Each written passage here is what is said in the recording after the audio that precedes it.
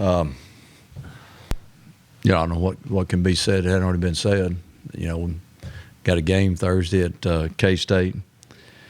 Great football team, great tradition, very knowledgeable and experienced coaching staff, and great challenge for our football team. So we've been pretty good in November the last 3 or 4 years. Need to continue that tradition.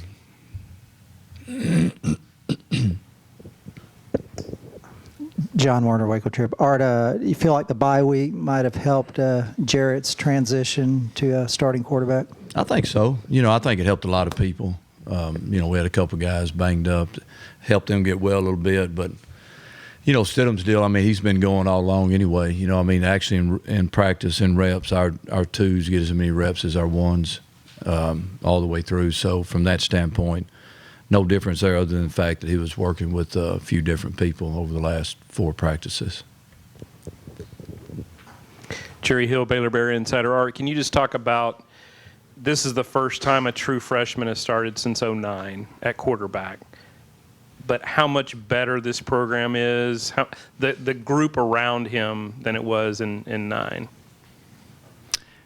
Yeah, not to downgrade the 9 class or the 8 class or the 2003 class at Houston when we had a freshman quarterback that started.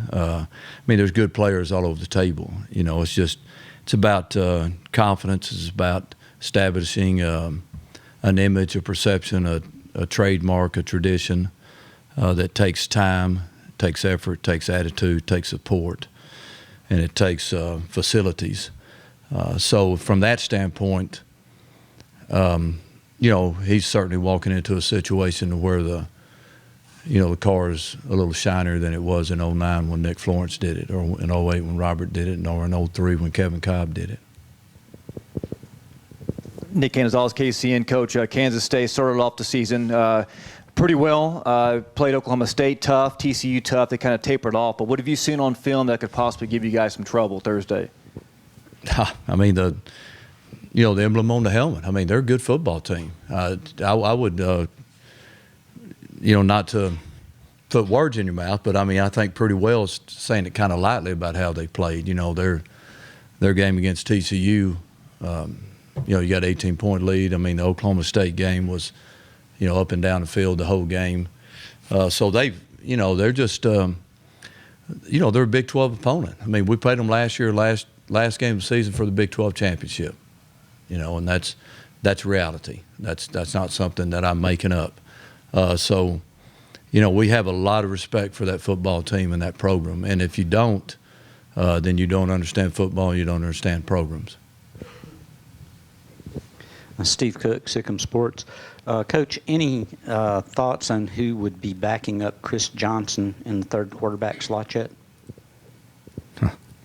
We'd rather not get to that aspect of the game. So we've got a couple people in mind that could, potentially get us out of a football game if that situation happened. Has happened before. It did happen in '09, actually, where we had to get to the third QB in a game. But like I said, our mindset, we're in, the earth ends at 10 p.m. Thursday, and then we move from there. So that's our mindset right now. If we're thinking about the future or anything beyond that, then we're not doing our job, and we're going to do our job. Billings full speed? He is. He's close. I don't know about full speed. He's asking about Andrew Billings if he's full speed. I would classify him probably in the low 90s, which is full speed enough for us. So we like it. We like his presence. We like his attitude. We certainly like his ability. Bryce Cherry, Waco Trib. Art, with Jarrett in there, do you alter the offense in any way or temper expectations at all? That it would be no and heck no. Mm-hmm.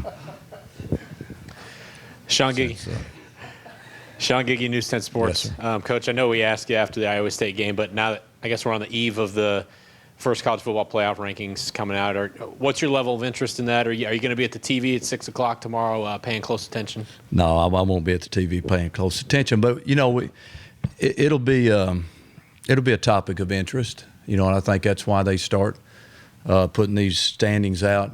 I don't know how many they have, 5 or 6 before the final one, which is really, as we saw last year, the only one that we need to pay real close attention to, because there's so much, fluidness between now and then. But it's a point of interest, and it's a point of motivation, either positively or negatively. So just however you want to use it, But I don't, pins and needles. No, I mean if we take care of our business, then we'll help determine where we stand. Coach John Morris, Baylor Radio. Anything you can tell us about Seth and going through the surgery and his Yeah, stats? I mean, a lot of really good news on that end. Of course, he had the surgery Friday. I haven't looked, but I'm sure everybody's very aware of where he's at and how it went. But just from my knowledge, talking to Mike and to some other people involved, everything went as well as could be expected. Expecting full and healthy recovery. He's up. Got out of the hospital Saturday. He's moving around. He's comfortable, and he's Seth. I mean, he's a fighter, and we're anxious for him to get back on campus and get back around us. But everything turned out certainly as well as we could have ever hoped for. So that's the most important thing for him. Paul Catalina, ESPN Central Texas. Coach, Jarrett Stidham was an early enrollee and went through the spring. At the quarterback position in particular, how valuable are those reps now that he's been thrown into the fire? Well, it just makes all the difference in the world. If you're a QB and you have the ability to get out midterm, that's certainly what you need to do. And let's see, I don't know if I can talk. I might can talk about the guy we've got committed that signed a financial aid. Shield, you should know, is Chad in here? I can talk about him. Huh? I can?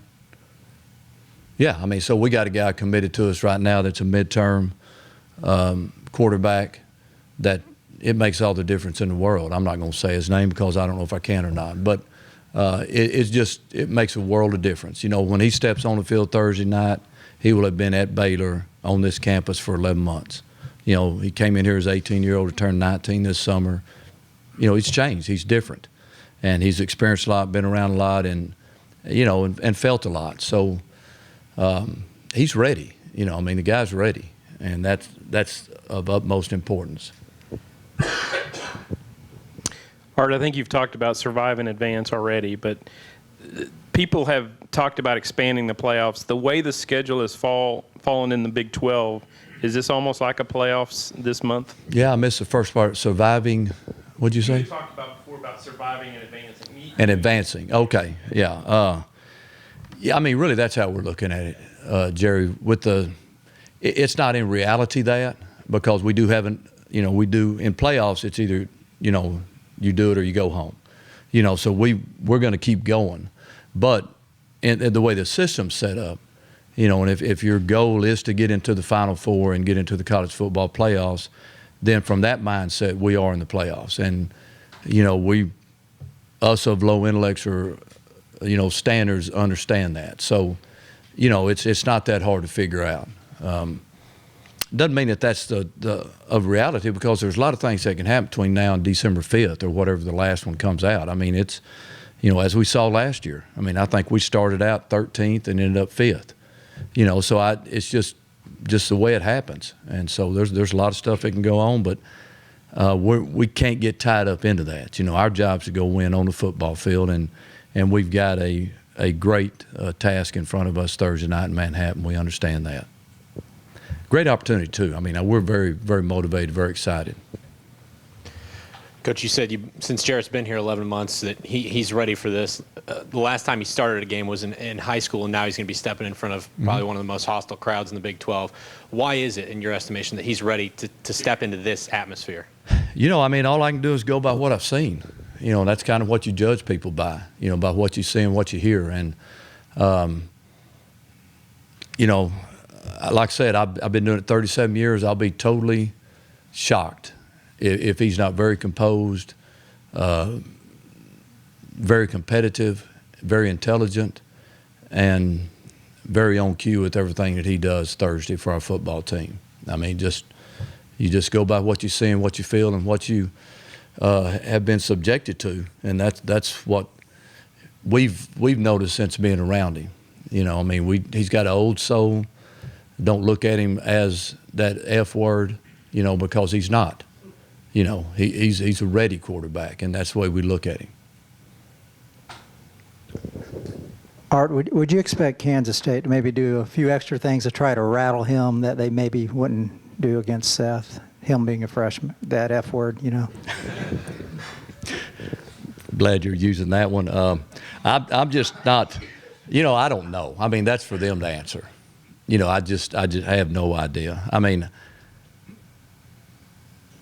it's if he was incapable, I would say yes. You know what I mean? If you're going to challenge somebody to run, you better make sure you can outrun them first. Sean, J. Rogers, Dallas Morning News. Coach, can you take us into that quarterback battle this summer? What went into the decision to move Stidham up to number 2 on the depth chart and move Chris Johnson over?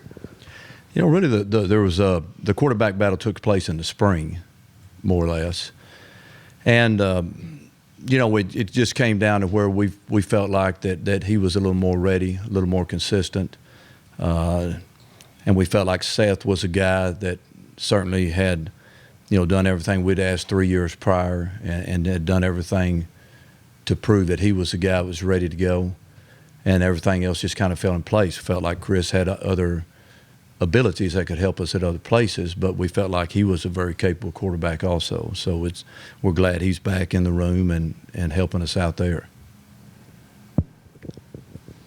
Art, as you alluded to, you've had some Novembers to remember the last, you know, couple of years. I mean, is that something that you guys talk about as a team? I mean, we do. Yeah, we really do. I mean, and you said it right there, and that's the words that you know, they always remember November. You know, I'm not sure you could exactly quote, you know, to me what happened at SMU, you know, and give me a rundown on the game other than maybe it's 28-21 at half or, you know, whatever it was, ended up, you know, 56-21.